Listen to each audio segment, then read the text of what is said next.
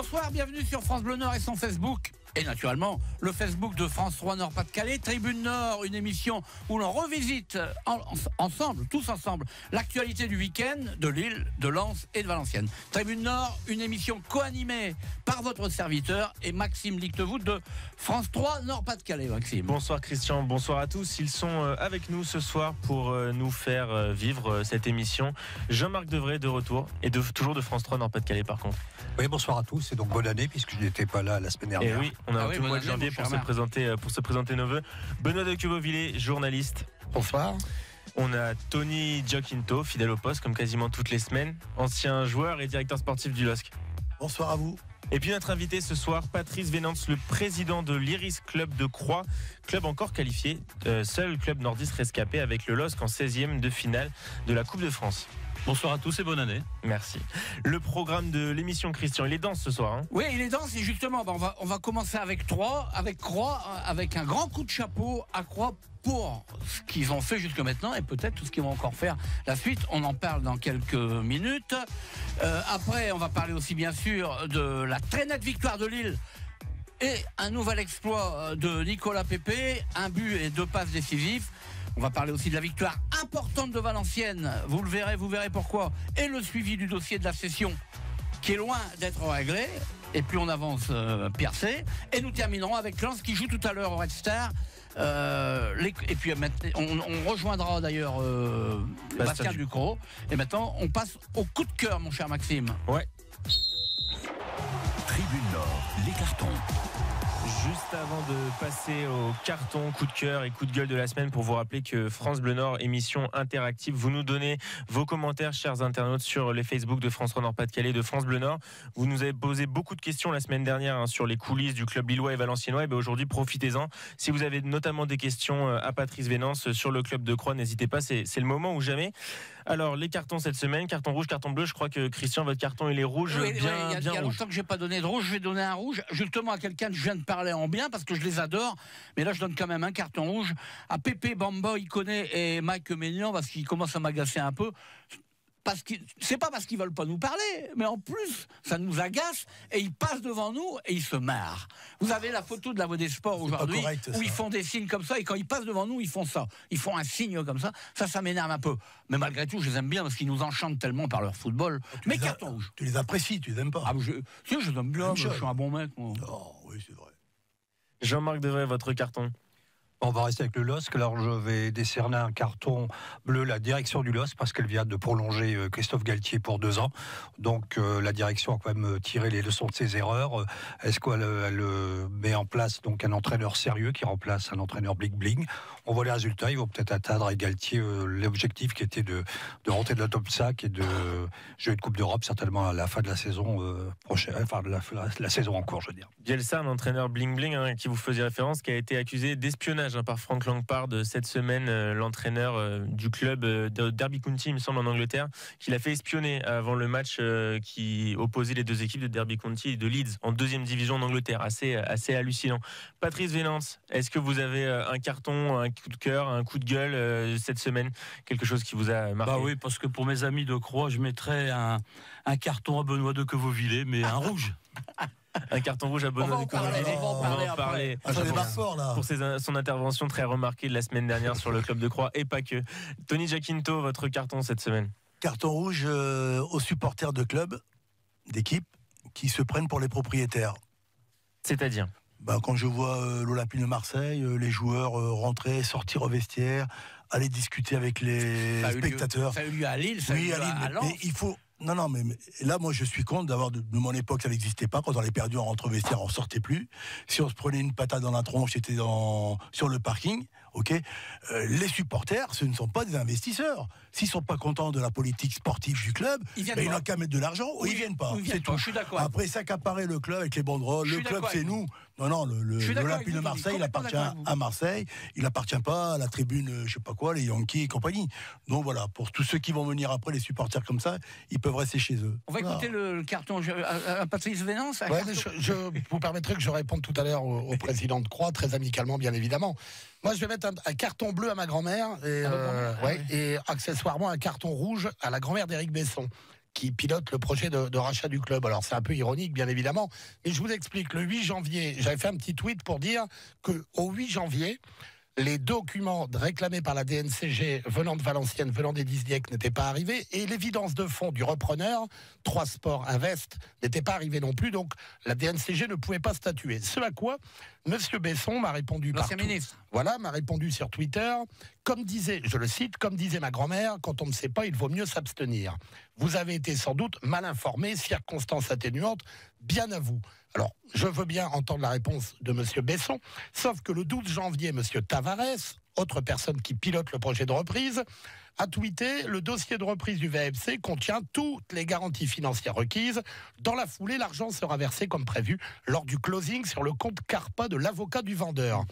Et là, ce à quoi M. Dieck répond sur le le Twitter du VFC, en réaction à M. Tavares, je confirme qu'aucune réunion n'aura lieu mercredi. Conformément à sa mission de contrôle, la réunion ne peut se tenir avant la réception des justificatifs.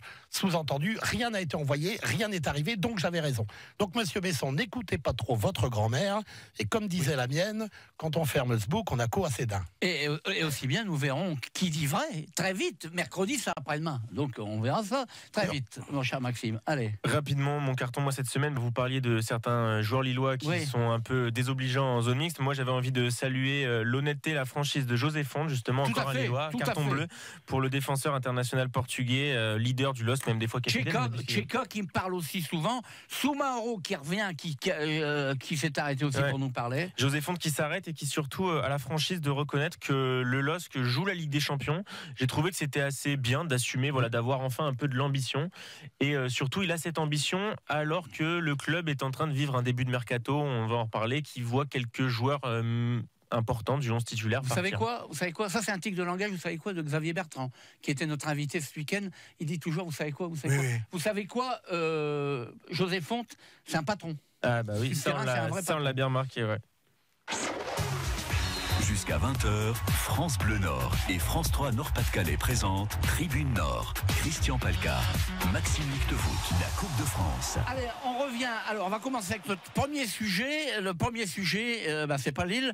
Le premier sujet, c'est Croix, avec des grandes félicitations à vous, Patrice Vénance, la façon dont vous menez votre club, mais aussi à votre club, qui, une fois de plus, parce que c'est pas la première fois, vous êtes en 16e de finale. Et avant, donc, bravo. Et puis, avant de commencer, on va revenir sur le carton rouge que vous avez donné à notre ami Benoît.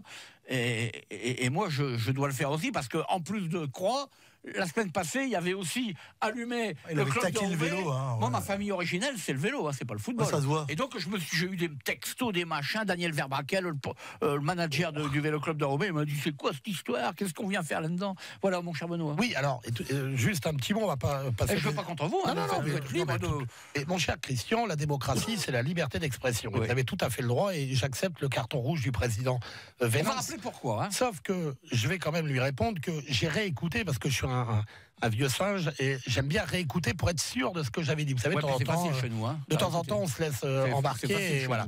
J'ai réécouté, j'ai copieusement félicité le club de Croix. Bravo pour ce magnifique parcours en 16e, et cette qualification en 16e de finale. Sauf que je me suis un tout petit peu interrogé pour essayer d'élargir le débat, parce que j'ai bien connu l'histoire du CS Avion et de M. Robitaille, maire d'Avion, qui a soutenu son club pendant des années. Je sais ce que ça a coûté à Gérard Vignoble, maire de Ouascal, son club de l'entente de Ouascal. Je sais globalement ce que coûte le sport amateur. Voilà. Donc là, mon interrogation était: bravo à Croix, mais à quoi ça sert? Mais pour quel objectif? Avec quel objectif à moyen terme? Étant donné que quand même vos clubs sont largement subventionnés par de l'argent public, est-ce qu'on peut envisager d'aller beaucoup plus haut à Croix? Et dernière petite phrase sur laquelle je m'interroge. Vous savez, le risque pour un club amateur, et j'ai beaucoup... Non, pas la parole. Je réponds quand même, j'ai pris un carton rouge, Christian. Et donc, avant d'être expulsé, je vais répondre.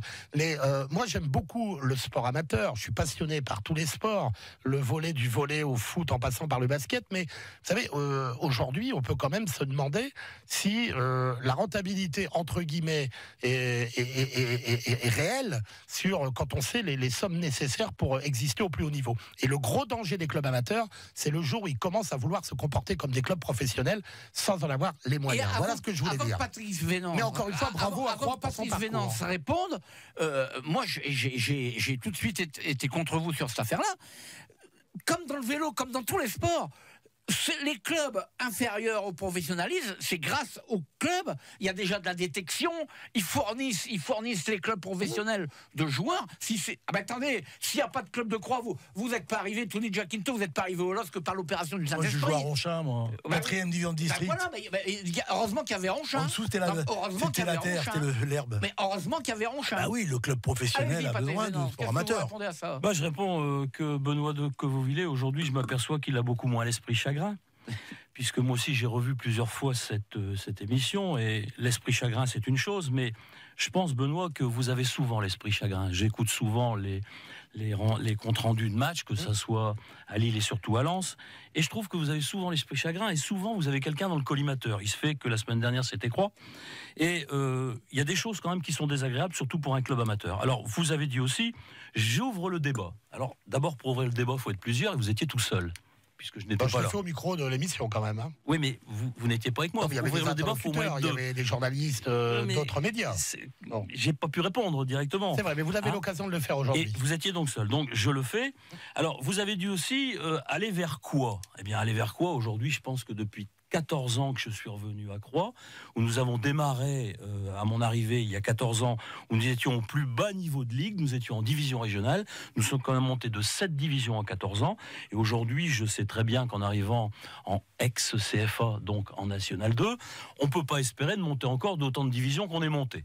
Donc moi je dis aujourd'hui, on est bien placé en championnat, mais surtout il n'y a pas d'amalgame à faire entre le championnat et la coupe.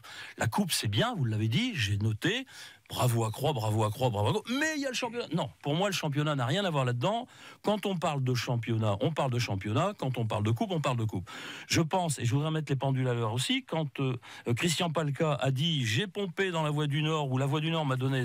Il y a eu 3 32e de finale sur 5 ans. Il y a le docteur, je ne sais plus comment il s'appelle, le docteur Brochard, qui lui a tout de suite dit « ah non, c'est sur 6 ». Eh ben ouais, mais il avait faux aussi, en fin de compte. C'est pas 3 sur 5, c'est pas 3 sur 6, c'est 4 sur 6. Nous avons joué en 2013-2014 le LOSC, en 2014-2015 en 8e Concarneau. Il y a eu un petit trou 8e tour à Sedan National 1 en 2015-2016, puis on a repris 32e de finale Saint-Étienne, 5e tour Marc en Calaisie, catastrophique l'année dernière, et un 16e cette année, ce qui fait bien 4 sur 6. Voilà. Pour un club amateur de National 2 qui joue autant de fois des tours de coupe et surtout des 32e, voire des 16e, effectivement, c'est pas par hasard. Je crois que c'est un état d'esprit. Quand, au début de saison, je reçois mes joueurs, quand je reçois le staff, le premier mot que je leur dis, c'est un bon championnat et surtout un parcours extraordinaire en coupe. Ça fait passer des messages, ça fait une ambiance, et surtout ça met un peu d'argent dans la caisse, monsieur de Quevauvillé. Vous pensez bien que aujourd'hui la fédération a fait un très très gros effort. On n'a pas doublé les primes, mais on les a augmentées très largement cette année. Aujourd'hui, et j'ai rien à cacher, au stade où nous en sommes, on a gagné presque 200 000 euros.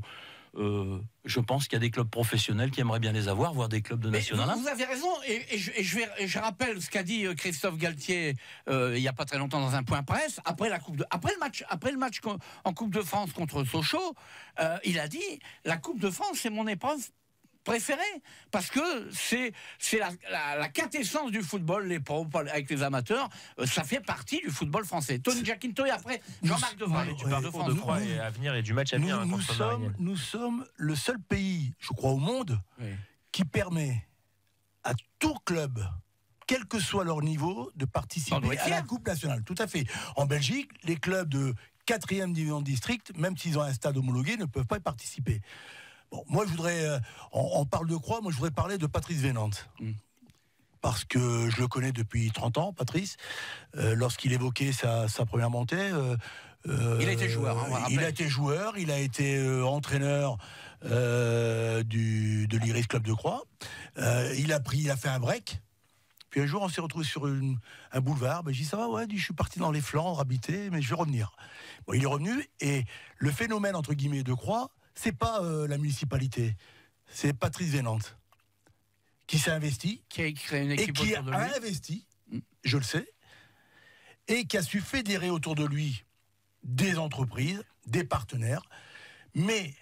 Et là, il va dire, mais Tony, tu me brosses l'épaule, et puis maintenant... On va le calmer un peu, parce qu'il fait, non. Mais moi, ce que je voudrais qu'il m'explique et qu'il me dise, tout ce qu'il avait, c'est extraordinaire. Ce que tu as fait, c'est super. Tu as dû perdre beaucoup d'énergie, et ta vie familiale a dû s'en ressentir. Mais comment tu vois aujourd'hui une certaine évolution avec des saisons brillantes et 400 spectateurs de moyenne en championnat? Un terrain synthétique, excuse-moi, c'est pas un terrain de football, un synthétique. La municipalité, si elle n'est pas capable d'entretenir un terrain que pour l'équipe première, un match tous les 15 jours, ben, il faut arrêter.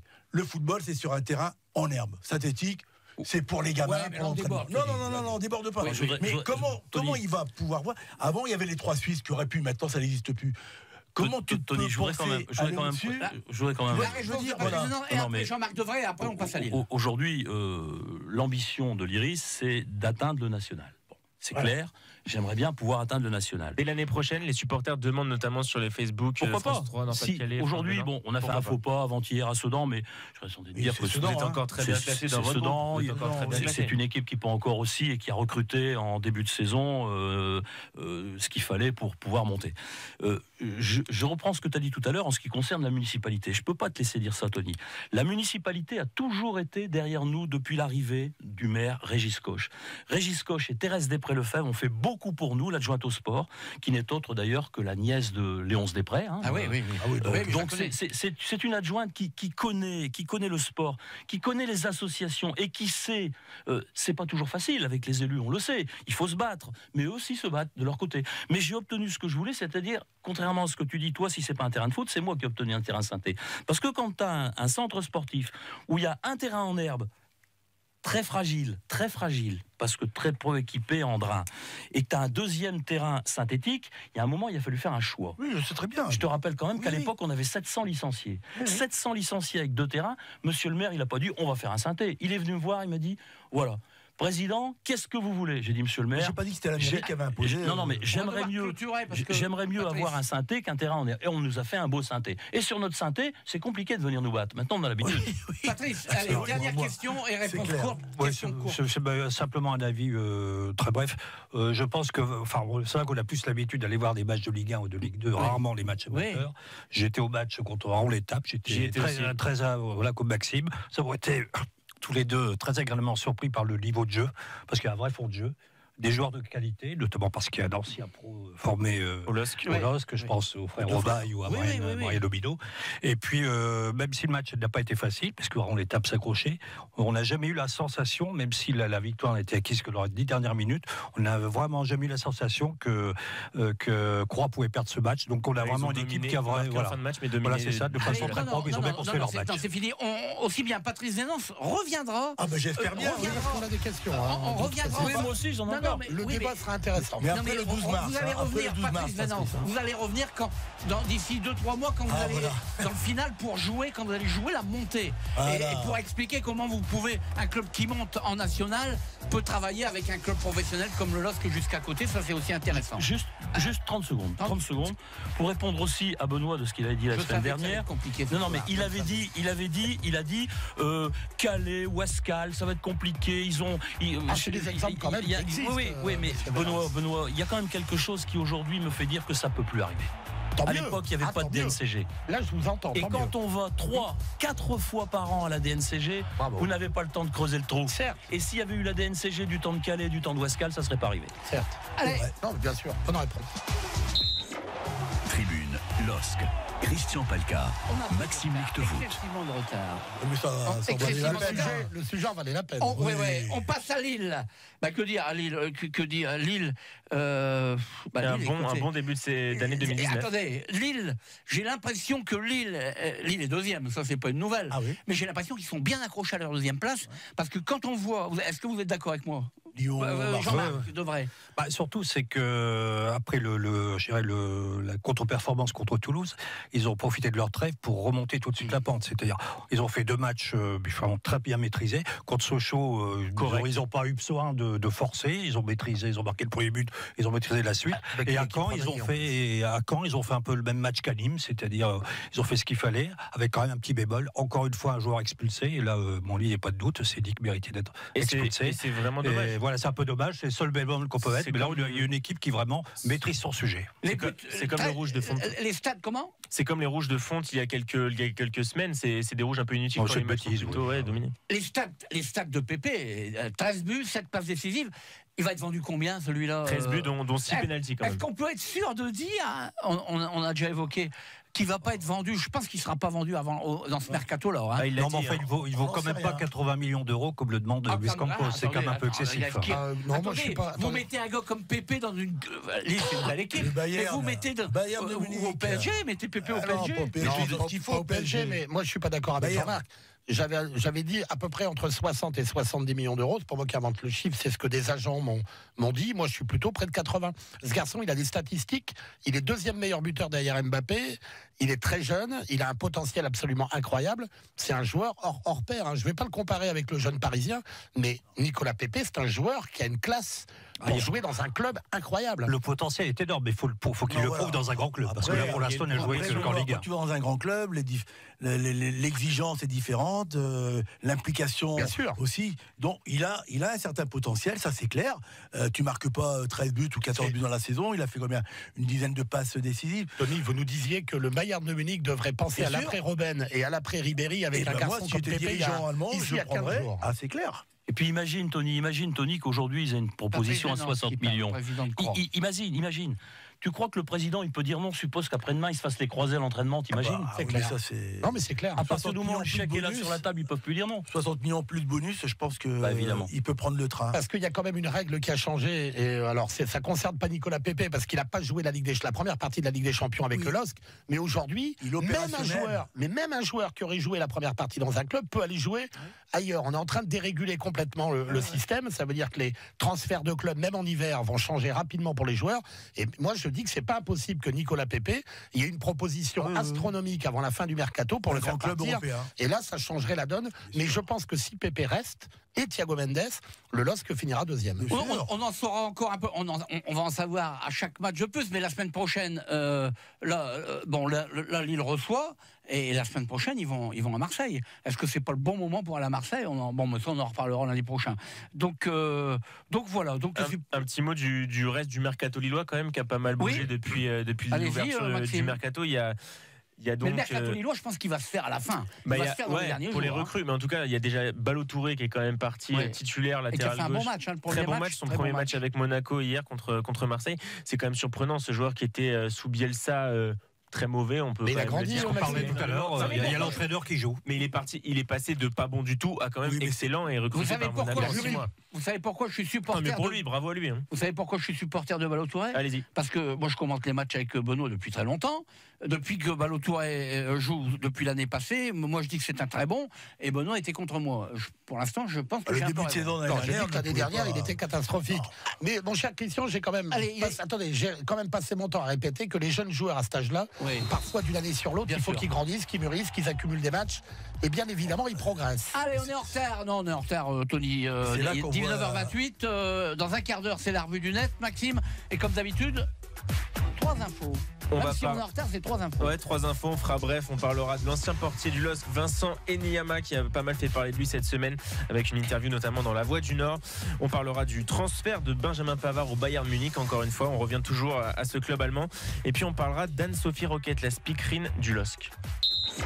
Tribune VAFC, Christian Palka, Maxime Lictevoet. Alors, le VAFC, c'est peut-être le gros dossier. Le gros dossier de ce début d'année, de ce début de mercato, de ce week-end de foot. Le VAFC, on va déjà commencer par rappeler que Valenciennes a gagné le match qu'il ne fallait pas perdre. Face à Sochaux, c'était un concurrent direct, 1-0, but à la 54e minute. Mais Valenciennes est 16e avec 20 points, 5 matchs, 5 victoires, 5 nuls et 9 défaites.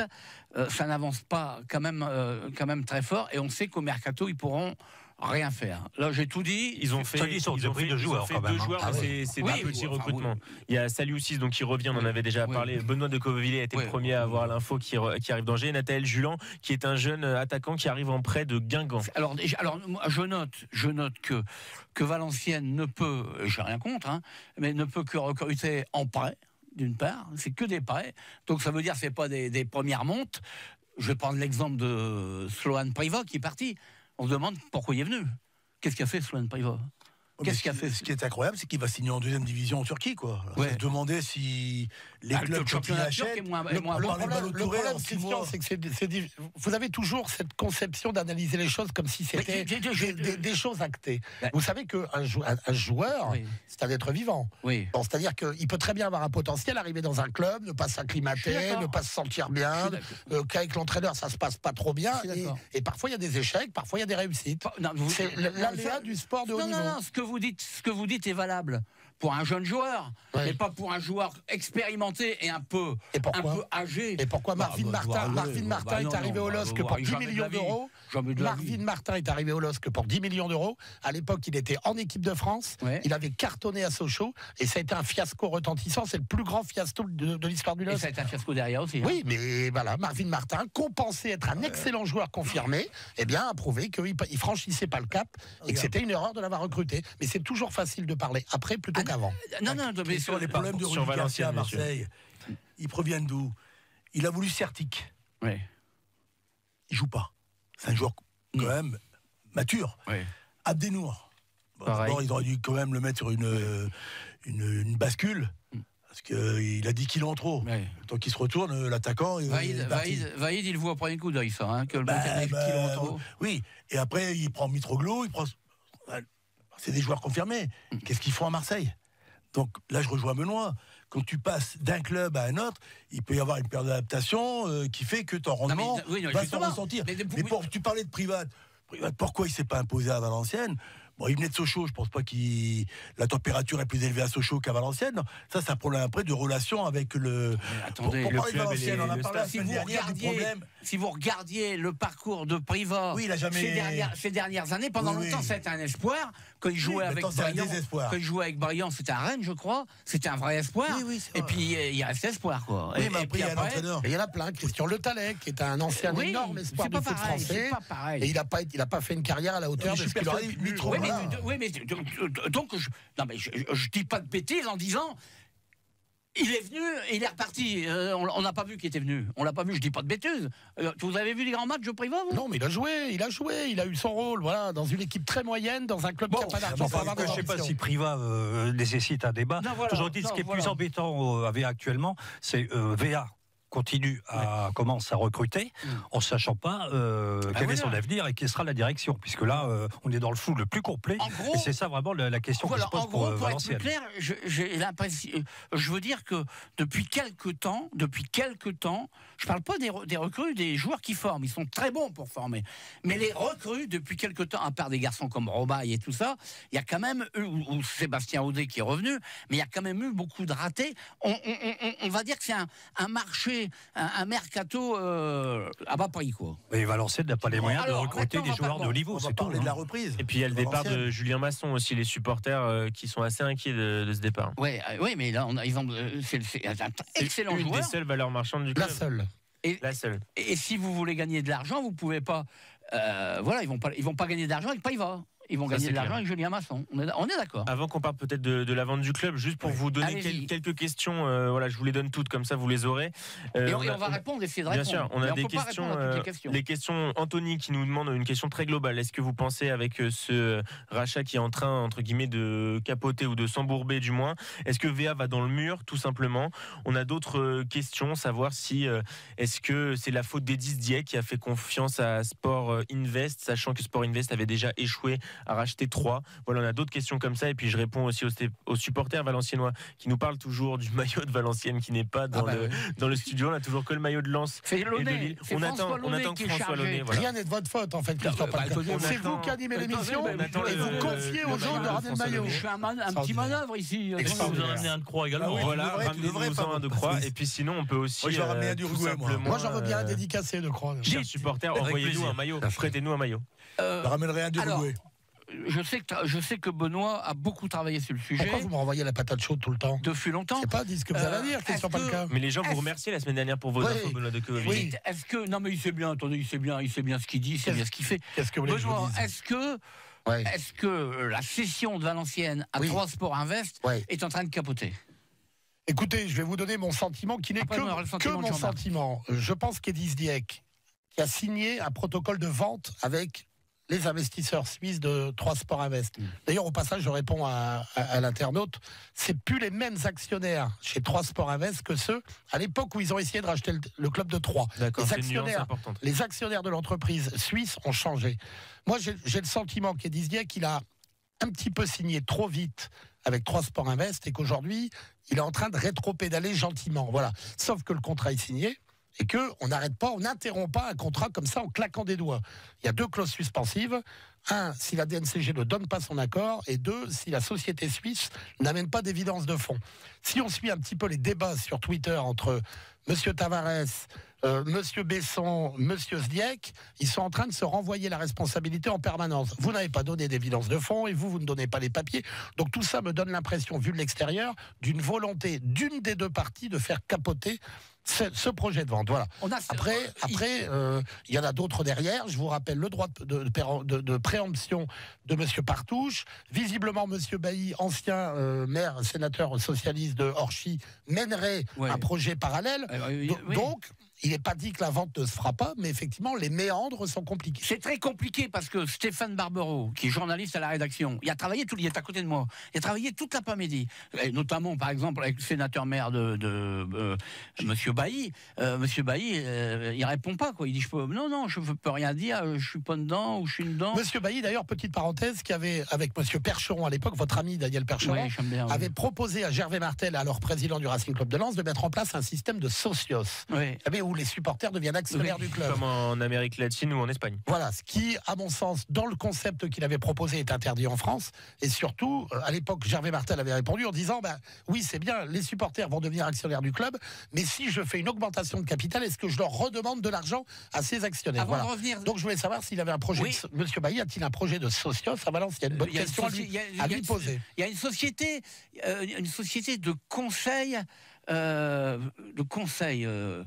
De conseil en, je sais plus, de conseil en sport. En politique, c'est lui qui a accompagné les investisseurs qui sont venus à VA lors d'un match. C'est Monsieur Bailly Dominique Bailly, qui les accompagnait. Donc il est conseil, j'avais noté le nom, il y a conseil. En réalité, il fait son de l'événementiel.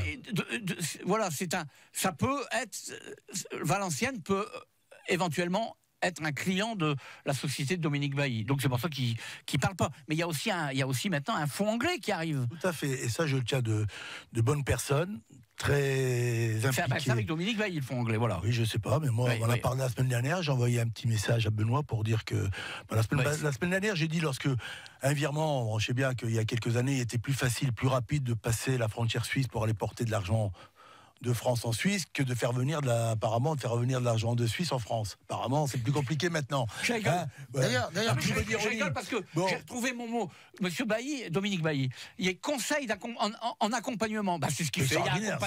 Il a accompagné. Quand tu conseilles, tu t'accompagnes. D'ailleurs, Christian Palka, d'ailleurs, je sais pourquoi vous faites une magnifique carrière super longue dans le temps. C'est parce que vous ne vous mouillez jamais. Mais expliquez un petit peu. Expliquez un petit peu que la semaine dernière, vous avez eu Monsieur Tavares au téléphone, et que Monsieur Tavares vous a quand même fait part de son très grand étonnement sur les variations de comportement de Monsieur Dieck dans ce dossier. Oui, c'est bien vous qui l'avez au téléphone. Je vous pose la question, Benoît. Merci de nous le dire, Monsieur Palka. Et à Jean-Marc aussi qui suit le dossier. Qui aujourd'hui, selon vous, a les clés du dossier? Monsieur Dieck, de toute façon. Évidemment, c'est le vendeur. Moi, Tavares m'a dit que c'était lui. Eux, ils ont un protocole de vente. Pourquoi il ne faut pas de virement? Effectivement, mais pourquoi n'amène-t-il pas dans ce cas-là l'évidence de fonds? Toujours est-il que le patron, ça reste toujours Lisniak, et toujours est-il que cette espèce de partie de ping-pong entre 3 Sport Invest et la direction actuelle de VA ne fait pas bon effet, notamment auprès de la DNCG qui va trancher.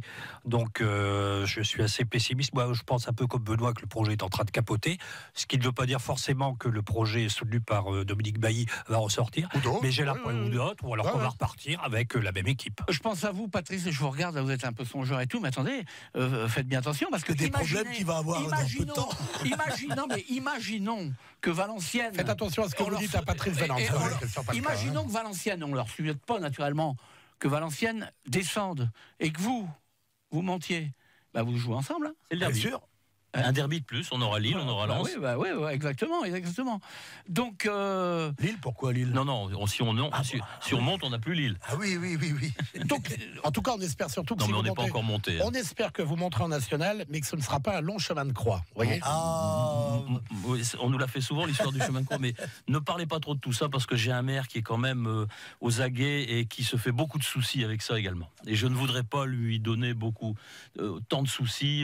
Je veux pas que ce maire ait des soucis, je veux qu'il soit sain et vous êtes un bon président. Voilà, il doit être serein avec nous. Mais ce que vous dites est très intéressant, parce que, encore une fois, pour avoir discuté avec des maires de communes qui ont eu des clubs de foot importants, ça a toujours été quand même une inquiétude.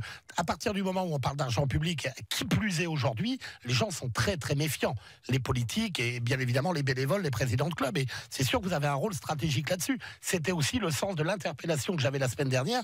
Mais aujourd'hui, vous êtes un président qui répond aux questions, c'est ce qu'on souhaite, mais comprenez aussi l'inquiétude. J'ai effectivement un peu d'argent public, parce qu'effectivement, nous sommes une association de loi de 1901 et on ne peut pas vivre sans subvention. C'était le sens de mes questions. Mais nous avons aussi une majorité de fonds privés chez nous. C'est intéressant de le savoir. Et on va rappeler, là on est sur le LOSC, mais on va rappeler, parce qu'on revient à Croix, on va rappeler, c'est important de le dire aussi, que Croix a longtemps été connu pour son magnifique tournoi. Oui, tournoi du junior, je crois. C'était les cadets à l'origine. Moins de 17. Moins de 17. C'est un grand tournoi, vous êtes d'accord, Tony? J'ai participé pour ça. Nous avons vu passer les plus grands joueurs d'Europe et du monde. D'accord. Donc voilà. Alors on va finir avec Valenciennes. Sportivement, on n'était pas d'accord là-dessus. On l'avait déjà évoqué la dernière fois. Ce qui se passe dans les couloirs des investisseurs, dans les couloirs des décideurs, c'est pas pour avantager l'équipe et le travail de l'entraîneur. Elle a gagné ce match contre Sochaux. On l'a déjà dit, ça, Christian. Il y a un cloisonnement, bien sûr. Au contraire, ça va pas dans le côté administratif. Les joueurs, ils font leur job, et puis c'est tout. Je veux dire, si ça passe, ça passe. Ça passe pas, ils iront ailleurs. Joueurs, maintenant, c'est pas un problème. Mais pourquoi dire oui? C'est toujours trouver des excuses à leur performance. Oui. Ah oui, ça va pas parce que le bébé il a mal aux dents. Ça va pas parce que les dirigeants dirigent. Et en tant qu'ancien joueur, vous faites pas reprendre par les joueurs des fois en disant Tony, t'as oublié quand t'es. Mais moi, les problèmes du LOSC ne m'ont jamais, comment dirais-je, freiné ma prestation. Je jouais, je m'occupais pas du reste, quoi. Du moins. Moi, je m'occupais pas du reste. Je m'occupais de ma partie à jouer, de ma confrontation directe avec un attaquant. Christian, Tony l'a dit la semaine dernière, les joueurs, tant qu'ils ont le salaire à la fin du mois, ça change pas grand-chose. À partir du moment où, effectivement, et moi j'ai le souvenir d'une époque à Lens où Gervais Martel disait à ses joueurs, pour payer ce mois-ci, ça va être compliqué, vous serez payé dans 15 jours, etc., ou par étalement. Là, ça crée une crispation très forte dans le vestiaire. Mais tant qu'il n'y a pas ça, les joueurs font leur taf. Voilà, c'est terminé avec Valenciennes. On va passer à la revue des réseaux sociaux, Christian. Il y a la revue. Il y a pas de palcapi. Ah, autant pour moi. Il y a le palcapi dans un quart d'heure. Non, mais il faut que je vous prévienne parce que je sais que vous avez des cerveaux qui sont durs à mettre en route. Donc le palcapi. Merci pour nous. Le palcapi. On va pronostiquer quel match en fin d'heure? Le match de ce soir, le déplacement de Lens au Red Star, le dernier contre le 5e. Tribune Nord, le tour du net. Autant pour moi. C'est pas grave. Pour une fois que c'est moi qui vous oublie et c'est pas vous qui oubliez ma revue des réseaux sociaux. Vous inquiétez pas. Vous êtes mignons tous les deux. Ouais, c'est pas mal. Moi j'aime bien. Alors la première info, vous l'avez sûrement vu passer dans la Voix du Nord cette semaine, ça a pas mal fait réagir les supporters lillois, mais pas seulement sur les réseaux sociaux. C'est l'ancien portier du LOSC, Vincent Enyama, qui est revenu pour la première fois sur son éviction du LOSC et sa rupture de contrat donc à l'été 2017, où il a dit que la façon dont il a été traité humainement humainement, ce n'était pas bien pour aller vite. Il a aussi regretté que Marco Baccia, Rio Mavuba, des leaders du vestiaire aient été traités comme ça. On rappelle qu'il s'était blessé en avril 2017 et qu'à l'arrivée de Marcelo Bielsa à l'été, ça avait été terminé par Vincent Enyama qui donc cet été a vu son contrat terminé vu que l'arrivée de Christophe Galtier n'avait pas changé sa situation. On dit aussi, ce qui est intéressant dans cette interview de Vincent Enyama, c'est qu'il dit qu'il n'avait pas de relation avec Marcelo Bielsa. Personne n'en avait. Bielsa, oui, mais lui particulièrement, qu'il était blessé, qu'on est venu le voir une fois, on lui a à peine dit bonjour. C'est quand même assez choquant, bizarre comme attitude. J'ai connu ça au LOSC avec José Arribas. Hein. D'accord. J'ai eu ma cheville cassée, il est venu me voir 10 secondes à l'hôpital. Une gestion humaine un peu particulière en tout cas. Enfin, on savait déjà un peu avec le personnage Marcelo Bielsa. Ils s'en foutent de toi. Hein. Ouais, non, c'est vrai. Il est sans club, Vincent Enyama, mais il a dit à 36 ans, il vit toujours dans la métropole lilloise et il espère retrouver un dernier challenge. Alors pourquoi pas voir ça comme un appel du pied au club de la région, au club de la métropole lilloise, professionnel ou pas, peut-être. Il monte en national, ça peut être un beau dernier rempart. On a déjà son fils en U12, je crois. Ah, déjà. Ah bah, en tout cas, ça veut dire que la famille Enyama a déjà un pied au. Moi, je pense quand même que Vincent Enyama vaut quand même mieux qu'un club amateur. Il peut encore jouer. Faites attention, Jean-Marc. Patrice Venance, il est à côté de vous. Hein. Deuxième information de cette revue du net, c'est notamment la signature de Benjamin Pavard chez le champion d'Allemagne, le Bayern Munich, même s'il les rejoindra qu'à l'été prochain. Benjamin Pavard, champion du monde, seulement 22 ans, qui a signé pour 35 millions d'euros. Rapidement, messieurs, votre réaction sur cette signature. Est-ce que c'est le bon moment? C'est bien de signer, d'y aller que dans 6 mois? Est-ce que c'est pas une marche un peu haute, Stuttgart, qui est très très mal en point en Bundesliga? Ce transfert, ce transfert, il a l'image de sa carrière, elle est incroyable. Il quitte le LOSC pour jouer en seconde division. Il est rappelé par Didier Deschamps alors que personne en parle. Il est champion du monde. Et puis là, il signe au Bayern. Ouais, il a une bonne étoile au-dessus de lui. Il y a une bonne étoile. Oui, et puis c'est un garçon sérieux, je pense. Oui, c'est un garçon sérieux. Voilà, il y a du talent et tout, mais c'est vrai qu'il y a une bonne étoile. Je sais pas, mais ça. Moi, ça me rassure un petit peu parce que je vous avoue que j'ai eu un tout petit doute sur la future évolution de carrière de Benjamin Pavard. Parce qu'à Stuttgart, ça se passe hyper mal et vous savez, ça va très vite dans ce genre de contexte. Et le fait que le Bayern, et puis je trouve que ce garçon, il se disperse un peu. On l'annonce dans un programme télé, voilà. Donc il faut faire très attention quand on est footballeur de haut niveau. Et le fait qu'il aille au Bayern, je pense que le Bayern a une grande confiance dans ses capacités. Et je trouve que ça, voilà. Il a dû signer déjà juste après la Coupe du Monde. Ça me rassure. Parce que là, il aura perdu une saison. Il n'est pas sûr de jouer au Bayern. Et puis messieurs, dernière information, parce qu'on est un petit peu en retard sur cette revue du net, c'est Anne-Sophie Roquette, la speakerine du LOSC depuis quasiment 30 ans, qui a annoncé sur son compte Twitter en réponse, elle l'a pas fait spontanément, mais elle l'a dit en réponse à des remerciements d'un supporter lillois, elle a annoncé qu'en fin de saison, elle quitterait ses fonctions de speakerine du LOSC, donc après 30 ans de bons et loyaux services, celle qui s'est notamment fait connaître avec son pour le LOSC votre équipe, à chaque fois qu'elle annonce la composition, le 11 titulaire des Dogs, voilà, elle a annoncé qu'elle allait quitter le LOSC, ça fera une recrue supplémentaire. Elle a évoqué des raisons, non, pas de raison particulière évoquée. Elle devait déjà partir la dernière. Est-ce que je peux derrière vous rapidement, Christian? Est-ce que je peux derrière vous rajouter 2 petites infos? Très vite. Coup de chapeau à Gauthier Gannet, le futur président de Nice, qui est de Saint-Omer, que nous, Benoît et moi, on a connu à Lens. Je l'appelais l'avocaillon, parce qu'il faisait des études, il n'était même pas avocat. Il a commencé avec Gervais, c'est Gervais qui lui a mis le pied à l'étrier. C'était un garçon de qualité qui est parti de Lens. Donc voilà, quoi. Il y avait des gens de qualité à Lens.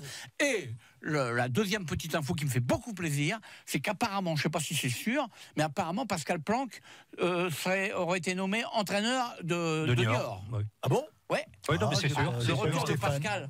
Le retour de Pascal aux manettes, c'est bon. Un retour sur les réseaux sociaux de Yannick qui nous fait une proposition pour remplacer Anne-Sophie Roquette comme speakerine du LOSC. Oui. Il propose Christian Palka. Comme speaker du LOSC.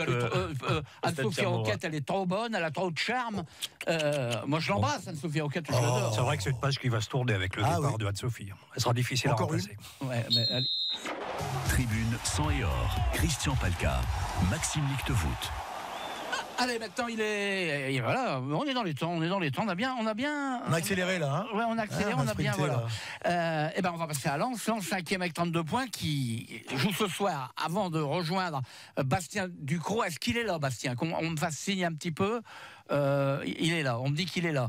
Ouais, allez-y, Benoît. Ouais, juste un petit mot. Vous avez parlé de Gauthier Gadet, l'ancien secrétaire général vous connaissez du très Racing bien. Club de Lens, qui est devenu président à Barnsley et qui maintenant va être président de l'OGC Nice à la fin du mois de janvier. Mais je voudrais aussi vous parler de Didier Roudet, l'ancien directeur général du Racing Club de Lens, qui aujourd'hui est à Rennes. Je peux vous parler de Véronique Adam, qui est l'ancienne responsable de la billetterie. Ils ont tous été reclassés. Et ce sont des gens qui ont, dont Joseph Ougourian, l'actuel propriétaire du club, a estimé qu'il ne correspondait plus au projet de son club. Pas pour Gauthier Gagné. Ah, ça c'est un petit peu quand même. Hein. En tout cas, il n'a pas été retenu quand il est allé voir Joseph Ougourian à Londres pour lui annoncer son envie de quitter le club. Il n'a pas été retenu par le propriétaire. Voilà. Donc, je trouve quand même qu'il y a beaucoup de gens de l'époque Gervais Martel, de gens qui étaient compétents, en tout cas qui l'ont prouvé par leur reclassement professionnel, qui ont quitté le club à une époque. Une fuite de cerveau et une fuite de compétences, ce n'est jamais très bon pour une entreprise. Allez, tout de suite, 19h49. Je vous rappelle que ce soir, vous avez un match Red Star à Lens, 20h45 avec Bastien Ducrot. Et Bastien, est-ce qu'il est là? Il est là, on me dit. Je suis là, Christian. Bonsoir, messieurs. Bon, voilà, c'est la première fois. C'est la première fois depuis qu'on est à moitié émission de télévision et qu'on prend un auditeur, Patrice. Voilà, c'est notre reporter, Bastien Ducrot, qui va commenter le match tout à l'heure à 20h45. Bastien, alors déjà, vous êtes pas à Paris, vous êtes à Beauvais, hein? Oui, tout à fait, dans le magnifique stade Pierre Brisson, ici, de Beauvais. Pourquoi vous dites magnifique? Parce qu'il sent bon les années 80. Le stade Pierre Brisson, c'est des installations un peu vétustes. La tribune de presse, là, on dirait que je suis dans ma salle de bain, puisqu'il n'y a pas possibilité d'ouvrir les fenêtres ni rien. Mais bon, bref, on va faire avec et on espère côté Lensoir partir avec les 3 points. J'essaye, on fait un petit truc technique là pour que les gens qui sont autour de moi puissent écouter. Il suffit de mettre le casque, Tony, et de toucher le petit bouton là. Ça va? Voilà, il y a un petit bouton là. Et tu t'entends rien là? Non, j'entends rien. Ah bon? Et là, est-ce que vous m'entendez, Tony? Pas plus. Même sans le casque. Allô? Bon. Voilà, ça c'est bon, c'est pas grave. Alors écoutez, on va. J'espère que l'auditeur entend. Oui, l'auditeur entend. Voilà, nous, on vous entend. Bastien, nous on va discuter de ce match et du parcours qui va venir de Lens, qui va être pénible jusqu'à la fin du championnat. Vous êtes d'accord avec moi, Bastien, que Lens ce soir, non seulement ne peut pas perdre, mais ne peut même pas faire match nul. Lens doit gagner face à l'équipe de Farouk. Oui, effectivement, le Red Star est un petit peu dans le trou. C'est le 20e promu. On connaît l'histoire un peu avec ce stade Pierre Brisson où ils sont pas vraiment contents, les joueurs, bien sûr, de venir évoluer à quelques heures de route de Paris. Donc le contexte est difficile pour les Franciliens. Donc il faut en profiter pour les Lensois qui sont pas très bien. On le rappelle, une seule victoire sur les 5 derniers matchs en 2018. Ils ont terminé avec une défaite en championnat à domicile face à Ajaccio. Alors que, attention quand même, puisque les joueurs du Red Star ont bien fini l'année en allant chercher un match nul improbable sur la pelouse du voisin le Paris FC en infériorité numérique pendant quasiment toute la rencontre. Ils sont allés chercher le nul un partout. Alors quand on voit le parcours du Paris FC actuellement en 3e, et on se dit voilà que cette équipe du Red Star tient quand même la route, donc méfiance, mais clairement les Lensois, effectivement, Christian, se doivent de remporter les 3 points ce soir. Et Farouk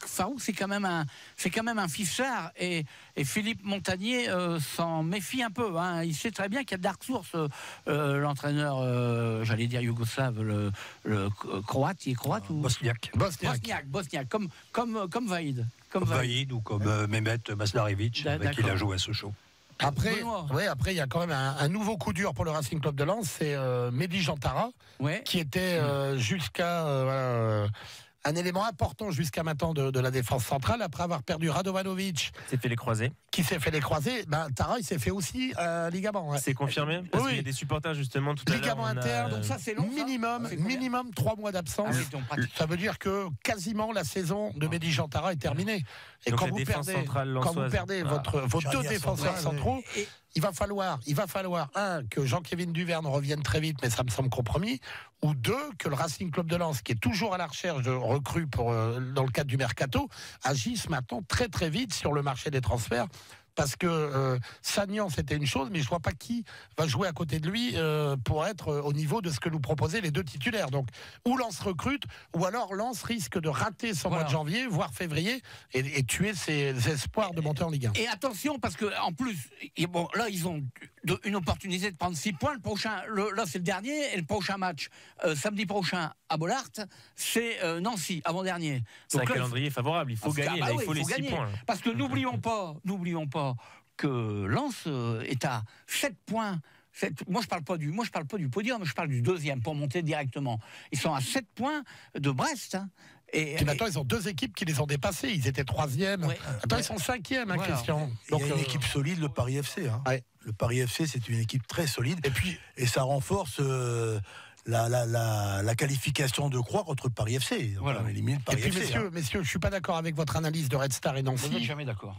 Non, si, de temps en temps, mais je vais vous donner je vais vous rappeler ce que disait. Après, on finit, disait Jean-Pierre Papin, qui connaît un peu le foot. Oui. Jean-Pierre Papin disait en Ligue 2, c'est très simple, les 19 premiers matchs, c'est pour amuser les spectateurs. Et la montée ou le maintien se joue dans la deuxième partie, où là, chaque équipe joue sa peau chaque week-end.